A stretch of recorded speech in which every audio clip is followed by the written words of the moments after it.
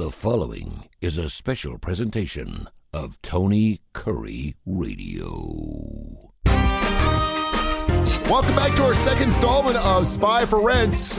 Corey Fuller is going to join us here. And of course, he is the man, the myth, the legend when it comes to being private investigators and doing all those things that PIs do for Spy for Rent. Spy for Rent, Spy the number 4 Rent, or spyforrent.com. Each way you can go that way and get to their website, 790-3051. Corey, before we get into, we're going to talk about social media today, which I think is something that, and I know you've been doing the business for quite some time. It really didn't even exist 15, 20 years ago. Maybe in your field, maybe it didn't even exist till 5 or 10 years ago, just because so many people didn't know how to analogize it or analyze it or look at it and go, okay, how is this playing into our hand and how can we actually get information out of social media?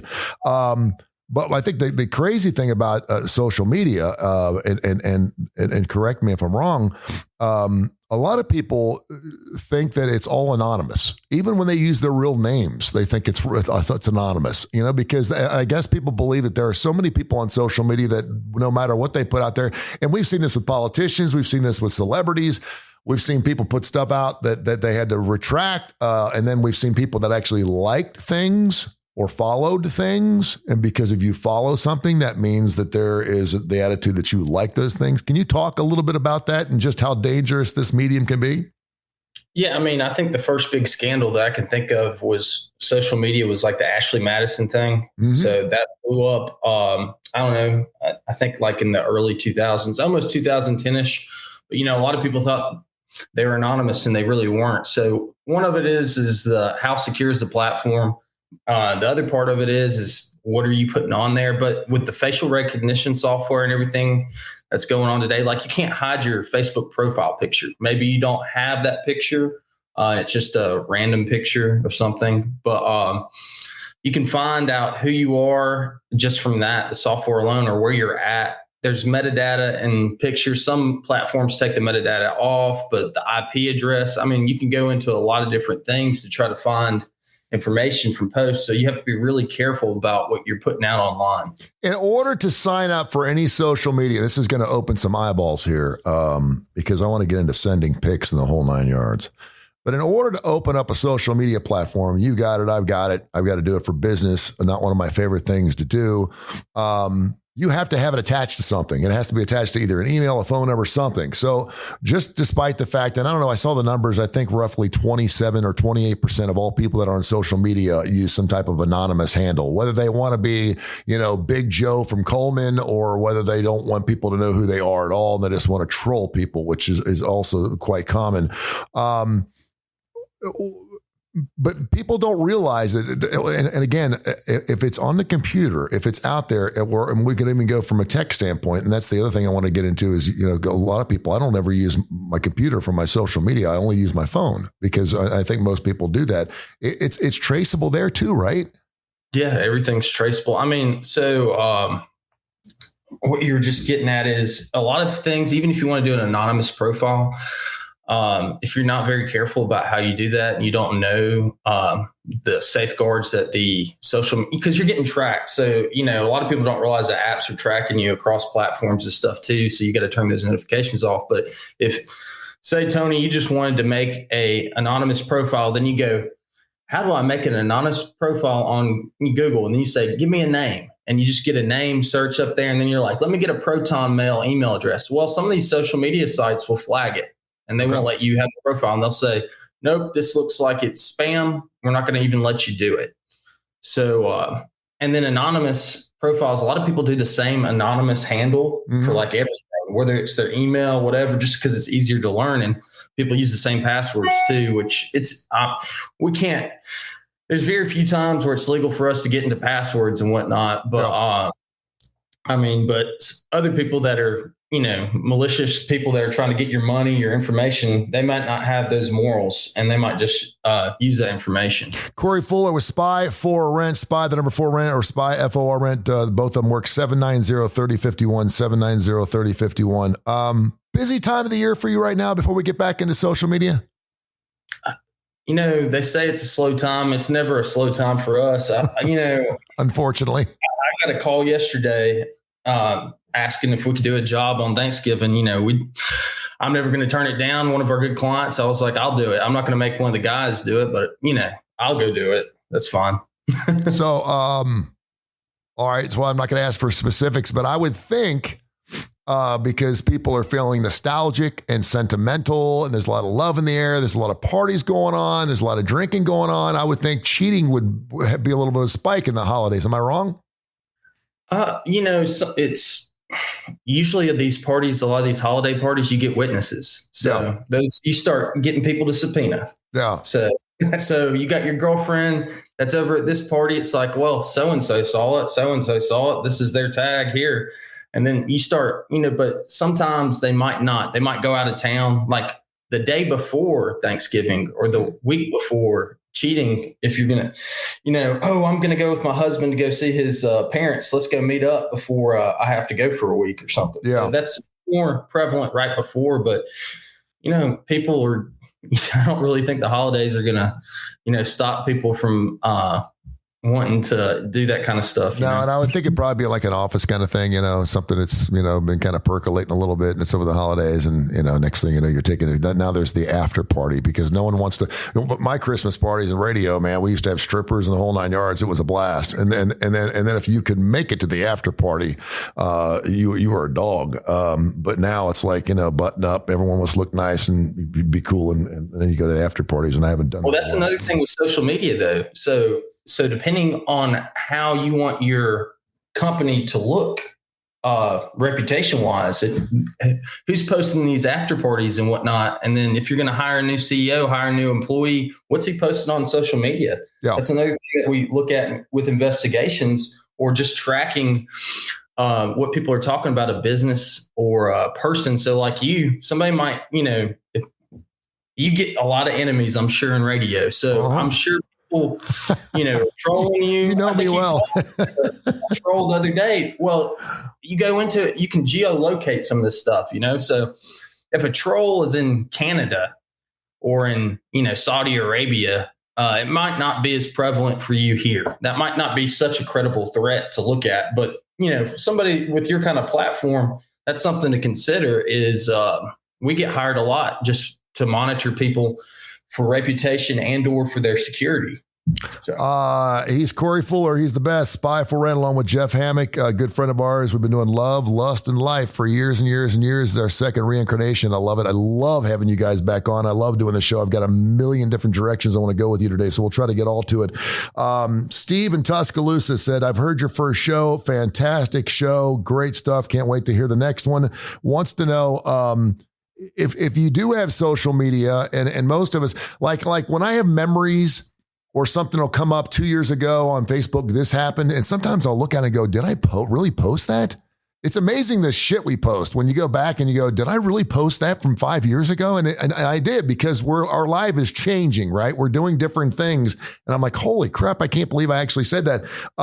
If you wanted to do a dead sweep, where you just were like, okay, there's stuff out there I don't need someone to look at, whether I got a potential employer looking at me, whether I got a potential wife looking at me, whether I got whatever the situation, you got some stuff you want to get rid of. Is there any way to sweep that off a social media account? Or if you would just cancel that account, is it gone? Where does it go? It depends. It's never really gone. So did somebody take a screenshot of it? Did somebody repost it? What did they do with it? It's really, you can affect...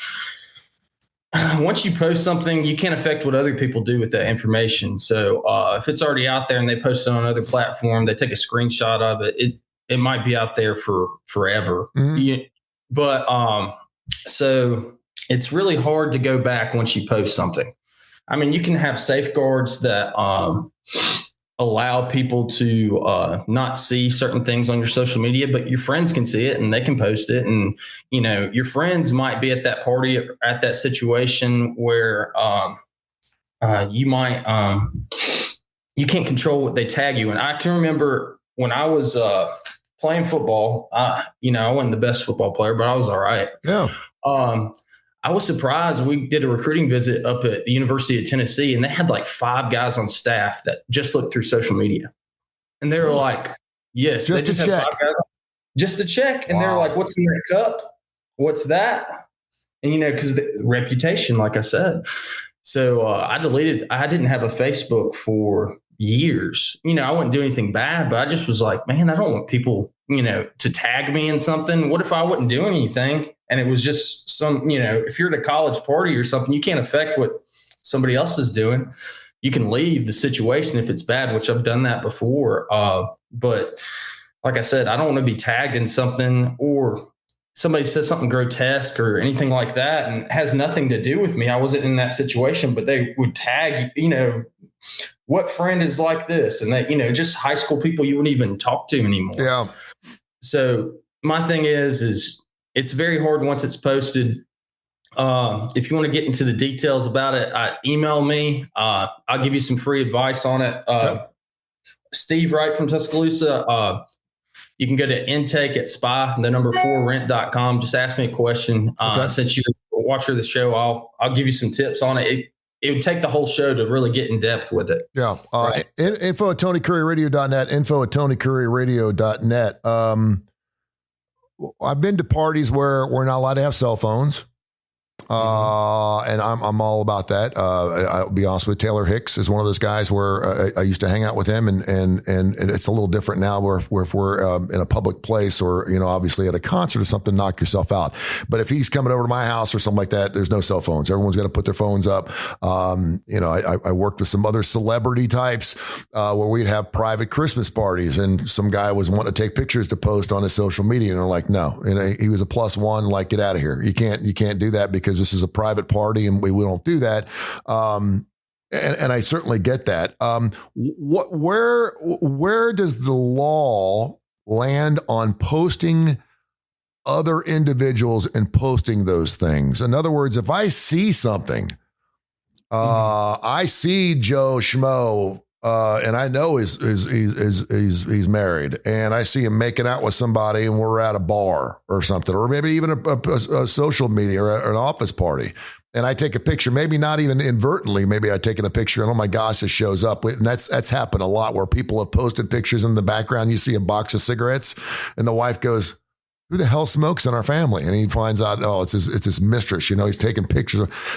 Is that admissible? Is that usable? Depends on where it's at. So do you have a reasonable expectation of privacy? And so there's arguments about where do you have a reasonable expectation of privacy? That's like, you asked me last week about recording devices. We talk more about GPSs, but even if you own the car and your significant other, is in there, you can't just, like I said, maybe somebody has a different legal interpretation. I'm not an attorney, but you can't just put a recording device in there because you have a reasonable expectation of privacy.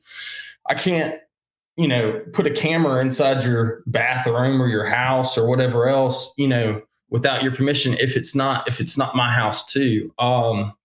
So it gets tricky, but like a public place, like a bar, yeah, anybody can post that. I mean, you've got security cameras too, that can, be subpoenaed, if that's what they want to do. I mean, it really just depends on where you're at, or company policy might do that. But, I want to get into too, maybe not cell phones, but they've got the new glasses that have cameras on them, those devices like we have showed you on TV with, the water bottle. There's cell phone devices. There's all kinds of different devices that have cameras on it. So if you're in a public place, you got to be careful. And if you're going to have an office event like that, that's a good time to do a bug sweep beforehand. Or if you're going to have like a corporate shareholder meeting, do a bug sweep. And then also you can check people at the door. If you want to get that serious, there's a lot of parties that, or meetings that they need to do stuff like that. In the service, we would always have, before you go into certain rooms with certain classified information, you'd have to put your cell phone in. But people started wearing these Apple Watches and stuff, and it would make me so angry. It's like, take that Apple Watch off, and some people got in really bad trouble for that, because you never know these so many devices that have stuff. Yeah. I mean, everyone's got a recording device. I mean, whether you want it or not. And I've seen enough Datelines to know that, you sit at a table and turn your phone on and no one even knows it's being recorded. What would you say? Give me some numbers, because I know I'm going to get this question. First of all, when you're looking at a cheating case, just purely cheating, intimacy, someone's screwing around on someone else, social media, the first thing you look at, and how often does social media end up being the smoking gun? I always look at social media. Yeah. I mean, it's almost impossible if you're cheating not to do something on social media. Is it not? Yeah, but it goes into maybe you're being smart about it, but is the other person being smart about it? Yep. They might not. Or their friends. Especially if you're lying to the other person. No, I'm not married. Or we're getting a divorce. We're separated. That old deal. Yeah. So like I said, don't cheat. But if you are, you can't control other people. So you could be doing everything perfect, and somebody else is gonna tip us off. And we always check social media for any kind of case, like background checks. Finding missing people. That's another thing. I had to find somebody, we didn't know where this picture was. Where's the kids at? They have a picture. Somebody kidnapped the kids. They didn't have custody. We have the picture and it's like, okay, so ChatGPT, where's this picture? And ChatGPT. Wow. So is this park? So that was the beginning of me looking at ChatGPT. So this is a while back. But even ChatGPT could do stuff like that. And there's other tools. No one tool is going to solve all your problems, but you've got to know what to look for in all the different tools and be up to date on the technology. When you're talking about a cheating case, and I know that's love, lust, and life, and I know that's the sexy part of all this. Everyone loves cheating cases. Stacy from Vestavia wants to know, she goes, I am sick and tired of people digging 10, 15, 20 years into someone's past and pulling up something they did when they were living a totally different life and then using that against them. How far back do you typically go on something like that? If someone's doing a little that seems a little weird, and it was 10 years ago, because social media has been out for 20 years now. I don't really think too many what is the employer? The FBI is going to go back if you're getting a background check a long time. Yeah. Certain employers care about certain things. Now your spouse might care about something. A judge, like I said, as soon as you both get back together, cheating is, I'm not going to say it's null and void, but you're considered reconciled. So something 10, 20 years ago, if you've been with somebody, I doubt that cheating 20 years ago is really going to affect it now. I mean, like I said, it could affect y'all's relationship, but it might not affect anything legally. Yeah. Spy for Rent, the number 4 or FOR, either one, rent.com, 790-3051. Just give them a call anytime. They will answer their phone. And like Corey said, man, someone called him yesterday, said, can you work on Thanksgiving? Bada bing. I mean, these things can't wait. If something's going on, regardless of whether it's a fraudulent thing, a child custody battle, whatever it is, time is of the essence. And if he's like, I can start on Friday, you may miss something on Thursday, particularly around the holidays. Do you have a good story that you could share with us, anonymously, obviously, about something you found on social media? Or someone was on Ashley Madison, or someone was on, it used to be, Tinder used to be like the cheating thing. And now Tinder is just like a dating app. I mean, Tinder used to be the hookup thing, and now everyone's on Tinder. I know people that meet people on Tinder and it's fine. But do you have any good stories where someone said, hey, go look back at something and they thought for sure they were covered, and then you dug something up? Yeah. So, cheating cases, we want to talk cheating. So, there's this woman, her husband hired me. She wasn't working supposedly, so she didn't have any income. So that's going to affect the alimony, et cetera. The other thing was she claimed that she wasn't cheating. Well, we found the OnlyFans. And then we found her meeting with people different times of the day to film the OnlyFans. Oh, wow. So that's a big one. So that was a big whammy. And that's a moneymaker too, right? And then 2, you've got income. I've got the OnlyFans contract that you signed right here. So that was a double whammy for clients. Facebook, we've gotten stuff off Facebook where this lady was cheating, unfortunately, and she said that we sent all the messages. We gave it in discovery. They gave it to me, looked at it. Nope. Then who's this guy that keeps on commenting on their stuff, and then we started looking into it. So sure enough, they had videos of the act. And then, after that, they had videos of or text messages on Facebook saying, "You gave me herpes." Oh, it's funny, but it's not. Oh, that gives me the creeps just thinking about that stuff because it's out there and it does not go away. Yeah, well, I don't wish that upon anybody, but and the spouse wasn't, understandably, he was upset even wanted to find out his wife was cheating, and he didn't want the mother of his children to have herpes, but at the same time, Jeez, man. That's if you're gonna. Abstinence is a thing, and monogamy, you're not, both of y'all aren't stepping outside, you're not going to get STD. So, can you tell me, and this is one of those things where it's actually happened in a situation with me where I had a priest friend of mine. I may have shared this with you off air last week. I had a priest friend of mine that was a very close friend of mine. He's fallen asleep on my couch. And I'm not going to mention who he is because he's big time into social media. And someone was just harping on him, like, how can you be friends with Tony Kurre? Tony Kurre does strip clubs. He does wet t-shirt contests, blah, blah, blah, blah, blah, blah. And of course I did do those things years and years and years ago. I'm a little different now that I'm 58 and got 3 kids. I know a lot of people, everyone did that kind of stuff. Anyway, I posted something meant to be funny. Because this priest followed me. He didn't repost that picture. He didn't repost anything part of that. But because he was a follower of mine, this guy came back and said, how could you follow such a dirtbag, blah, blah, blah, blah. Can you just talk a little bit about if you're going to follow somebody, well, maybe not so much follow things because if I go back, if I'm going to follow somebody, I'll go back and look at maybe their last 10 or 15 posts to see what kind of stuff they're throwing out there. Because normally over the course of 10 or 15 posts, you'll get an idea of whether they're going to be a political thing. There's going to be sex on it. Are they going to throw some nasty jokes? Are they being racist? Because I don't want to follow any of that. Even no matter how brilliant they may be, I don't want to be associated with that. So I won't follow that. The other thing is I think a lot of people will post things or reply to things without looking at the entire content of whatever it is they're doing. And they're like, so you believe that Nazis exist and blah, and you're like, no, well, you reposted that or you liked that. You liked that post. Well, I liked that part, but I didn't like that part. Can you talk about how dangerous that is? Yeah. I mean, there's a lot of business owners and or public figures in Birmingham that I don't want to name names that just locally that this has affected their business and or their organizations greatly, reputation wise. And it's just, you need to figure out anytime you post something, you got to think of what is the purpose of this post? So, most of the time when people post, they're not thinking about purpose. They're just like, oh, see this, or it could be something funny. How many people are going to follow this or how many people are going to comment on it? Yeah. Yeah. I mean, so it's not, people don't think, what are the second and third order effects of what I'm doing? Mm-hmm.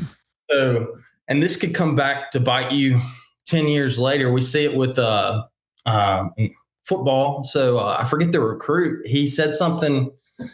There was a recruit not too long ago. I think he was committed to Florida.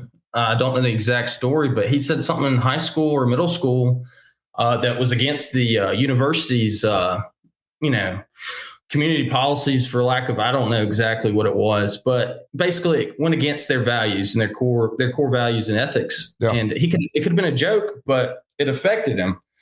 If he would have probably deleted that stuff and gone through it, they probably would have never found it because he was not popular, maybe he was popular at the middle school, but he wasn't, a public figure at that point.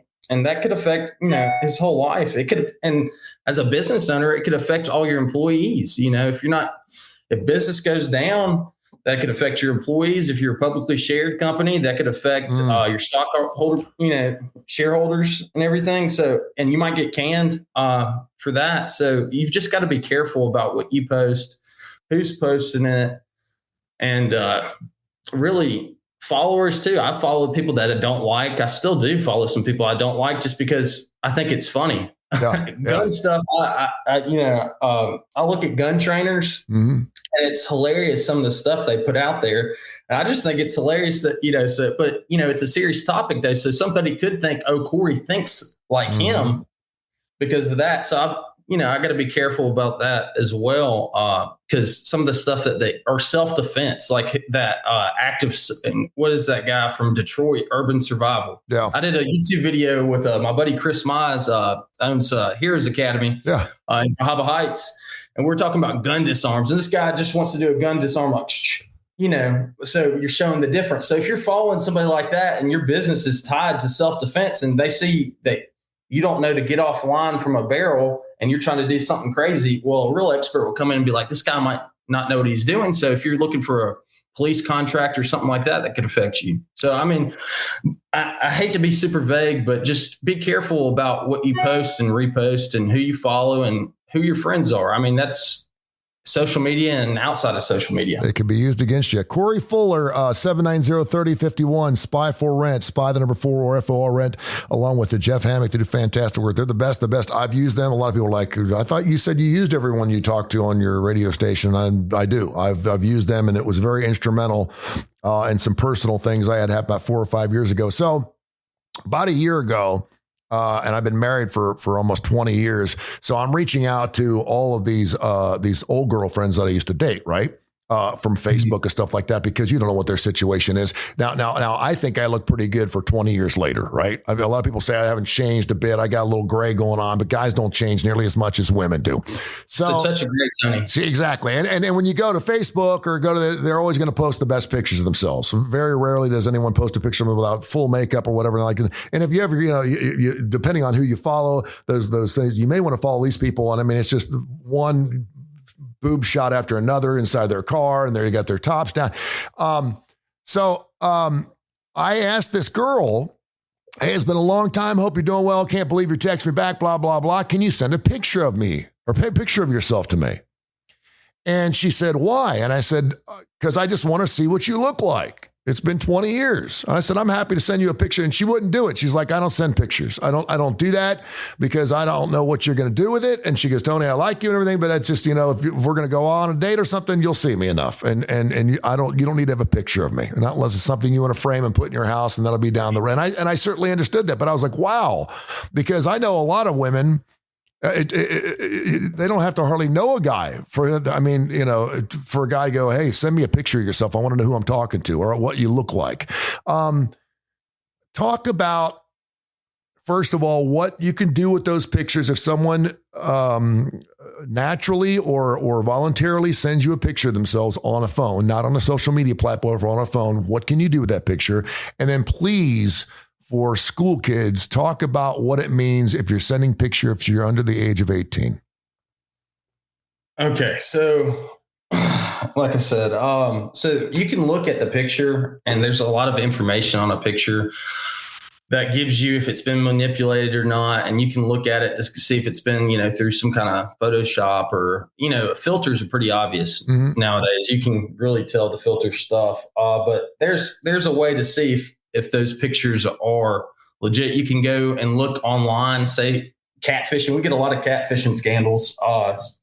The biggest ones are old men that widowers or whatnot, and they've got 20-something-year-olds sending them pictures from Ukraine or something, and it's really not that person. It's like, oh, the real person's actually in Russia or something. Yeah. So you can go in and see if that picture's been manipulated pretty easily. And then for the kids, I just, they don't, like I said, I'm not a lawyer, but you just don't need to do that. It could affect your employment later down the road. Everybody sees the OnlyFans stories and all that stuff. And then underage, of course, it could get, if you're receiving something like that.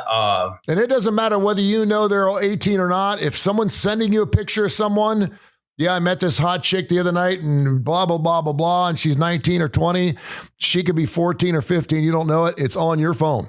It's on your phone, and you may be posting it. And you may be posting a girl like that, and I thought she was 19. It doesn't matter whether you think she's 19 or not. Yeah, you just need to be careful, and I would delete it as soon as I got it, just show that I wasn't looking at it. But That's another thing, too. Vet the people that you're dating. I'm not judging anybody's lifestyle. I know, everybody's been in college and whatnot, meeting people at the bars. Still people to this day, meeting people at the bars might not be the best place, especially if they're, big age gap, but sextortion's a big thing too. I had a guy in the Army that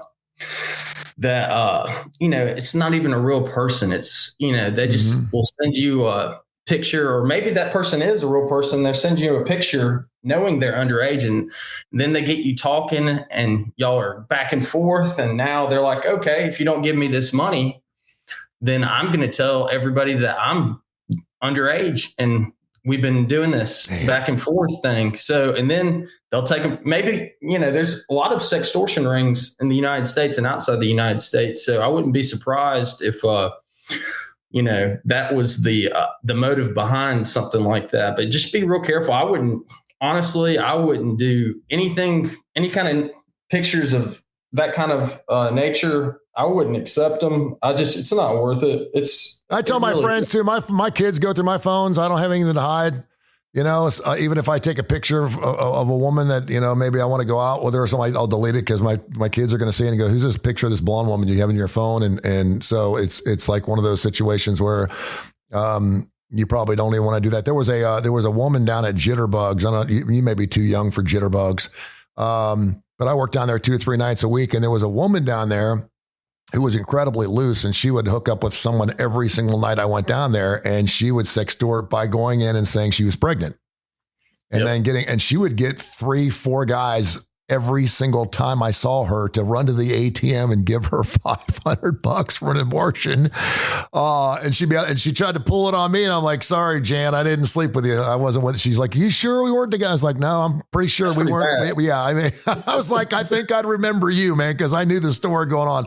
Hey, Kurre, great show, man. Tell people how they can find you. Your show runs, by the way, at noon every Monday, Tuesday, Wednesday, Thursday, and Friday. So you get 5 shots to listen to it on the Tony Kurre Radio app. And of course, wherever your podcasts are available, right here on the Tony Kurre YouTube channel. It's got its own dedicated channel. Check it out, Spy for Rent with Corey Fuller. Tell people how they can get in touch with you, man.